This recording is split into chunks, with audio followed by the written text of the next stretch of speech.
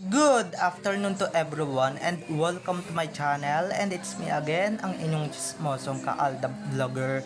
Gusto ko muna magpasalamat sa inyong lahat sa mga walang sawa na tumatangkilik, nanonood, sumusuport at sumusubaybay ng mga content ko here on my YouTube channel. So wag ninyong babaktawan o lalaktawan tong ating content ngayong araw. I'm sure na hindi ninyo pagsisisihan na pinanood nyo ito mula umpisa hanggang hulihan, and syempre wag na wag kayong mag-i-skip ng segment. Okay, buuin ninyo ito start to finish, and don't forget to share this video. Okay, at very interesting tong ating main topic for today's video, kaya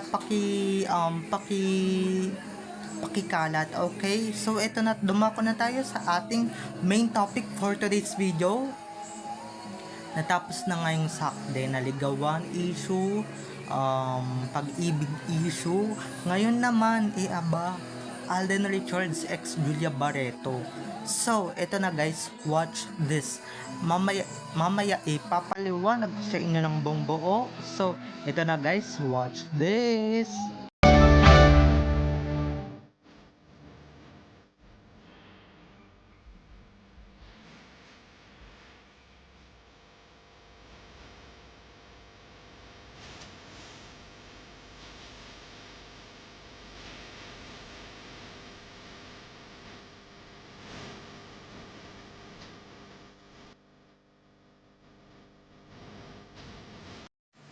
At kung nakita nyo na nga yung recap, so once again si TTO sa mga admins, dumako na tayo sa ating main topic for today's video. Ibang klase din tong mga taong to, no? Ibang klase din talaga magkikikilos ang mga taong ito. Pagkatapos ng sakden, natapos ang sakden or yung Catherine Alden issue, dahil hindi masyadong kinagat or hindi talaga kinagat, may kasunod pa guys, may kasunod pa, at hindi naman na si Catherine ang leading lady, kundi si Julia Barreto. Sabay daw sila nag-fun run. Diba, ang titindi na talaga ng mga utak, or ang titindi na ng tama ng mga utak netong mga taong ito. Diba, imagine niyo, kaibigan ni Alden Richards si Julia Barreto, ginagawa nila yung issue na kesyo nililigawan na. Kung yung Catherine Bernardo nyo nga hindi pinaniwalaan, walang kumagat, yan pa kaya, diba? Stop making fake news, okay? Hindi porket close, hindi porket sabay nag-fun run, hindi porket sabay na nag-fun run or namataan or na-spotted or spotted sa fun run, sila na or nililigawan ang nanliligaw. Tama, 'di ba? Ano kayang nahit-hit na itong mga to, 'di ba? Ano kayang na-imoy or nasinghot na itong mga taong to, 'di ba? Mga wala sa wisyo 'di ba? Pagkatapos nung Catherine Bernardo, 'di ba? Pagkatapos ni Catherine na iugnay, i-issue ninyo kay Alden, eto na naman, gumagawa na naman po kayo ng issue. Diyos ko po. Kailan nyo ba tatantanan yung tao? Okay? Kailan nyo ba tatantanan si Alden Richards? Kakagawa ninyo ng issue. Kakagawa nyo ng fake news, 'di ba? Dapat 'di ba, dapat payapa na kayo, tahimik na kayo, 'di ba? Kasi hindi nga naman, alam ko yung mga gumagawa ng issue na to or fake news na to is mga dating sakden or katden, 'di ba? Alam ko na yan. Naku po, talagang gawa-gawa na lamang sila ng kwento para akala ninyo hindi namin kayo makikilala or known. Hindi namin kayo, hoy, hindi kami tanga para hindi kami makahalata or hindi kami mga bobo at hindi kami lalo pinanganak kahapon, 'di ba? Para hindi mahalata at hindi ma-obvious yung mga kabobohan at katangahan ninyo. Kitang-kita naman talaga, 'di ba, na medyo ganyan-ganyan din sila sa inaasta nila sa Sakdin or sa Kathleen 'di ba? Ngayon Julia Barreto, hindi porket guys, ito lang sasabihin ko lang, Hindi porket nakita ninyong nag-fun run ng sabay or whatsoever, spotted ng magkasama, and sila na or whatever, nililigawan, di ba? Ang i-issue ninyo, hindi ba pwedeng magkasama sa iisang event, sa iisang fun run, si Alden kasama yung mga kaibigan niya? At hello, kaibigan ni Alden yan si Julia Barreto, kaibigan din yan ni Maine. 'Di ba? Kasi nakakatrabaho ni Maine yan sa Itbulaga. 'Di ba? Kaya ewan ko ba dito sa mga to, 'di ba? Kung sino yung nadidikit sa Aldab or nadidikit sa dalawa, aba, gagawa nila ng issue. Hindi porket porket hiwalay na si Julia Barreto, pati yung ex niya, talagang gagawan nyo na ng ganitong klaseng issue, di ba?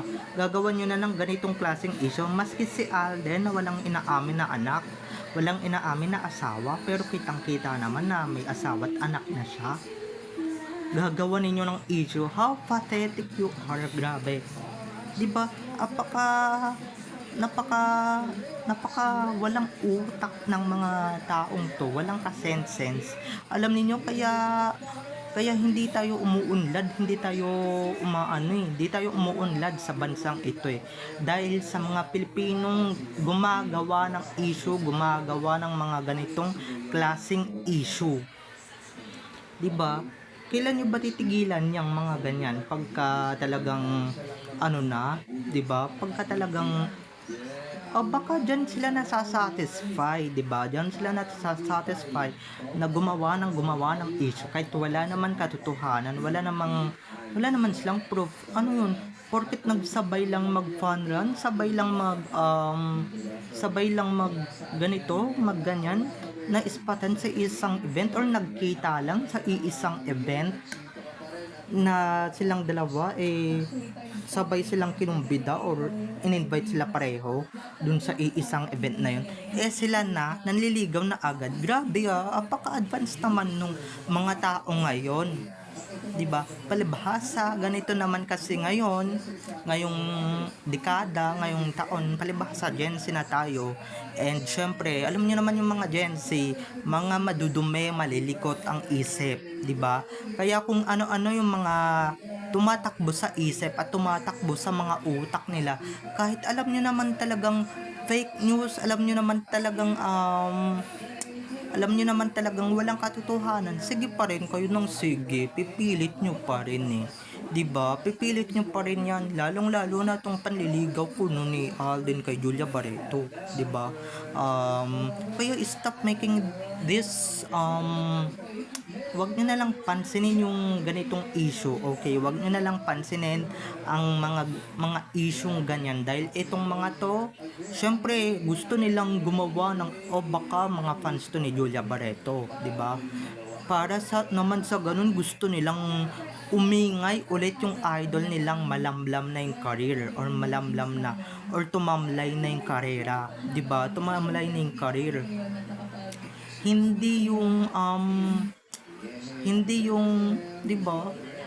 Apaka-imposible naman, hindi type ni Alden yung mga ganyang babae. Si Alden na mismo yung nagsabi na hindi niya type yung mga ganitong babae, yung mga walang class, lalong-lalo na si JB, Diyos ko, apakadumi ng pamilyang showbiz, pamilya ng mga pamilya ng ayoko na lang talaga mag-talk dahil dati pina-follow ko yung family niyan or ng family history niyan. Alam ko family history niyan. Okay? Kaya 'di ba? Natatawa na lang talaga ako sa mga lukulukong to, sa lahat ng mga madikit kay Alden, sa lahat ng mga makasama ni Alden, gagawa ng issue, gagawa ng kung ano-ano sa bagay, 'di ba? Para nga naman mapag-usapan yung laos, mapag-usapan yung wala ng pangalan or wala ng katunog-tunog sa showbiz. Sa bagay, di naman natin sila masisisi, yung idolette nila wala ng kakinang-kinang, wala ng maski endorsement, wala na, 'di ba? Maski projects, wala na din. Kaya ginagawa nila ng issue just to make noise, okay? Just to make noise of their idol's name. Okay? Pinapaingay lang nila si Julia Barreto. Kaya ayan, 'di ba? Baka sakali, 'di ba? Baka sakali pagka ginawa natin 'to ng issue, 'di ba? Iingay. Hindi yan iingay mga te, mas lalong lalamlam ang career niyan. Mas lalong mawawalan ng projects yang si JB. For sure, 'di ba? Dahil alam niyo naman ngayon nowadays dahil sa kakalikutan ng utak ninyo, 'di ba? Diyan na malalaos ng tuluyan yung idol ninyo. Okay? So, bye-bye na mga ka-ADN. I love you all. Have a nice day. Keep safe and God bless everyone. Don't forget to subscribe to my YouTube channel and syempre, huwag ninyong kakalimutan na i-click ang notification bell para pag nag-upload ako, kayo agad ang unang-unang manonotify sa aking mga susunod pang i-upload na mga videos. Okay? So, bye-bye na mga ka-ADN. I love you all. Have a nice day. Keep safe and God bless everyone. Bye-bye. I love you all. Enjoy watching everyone.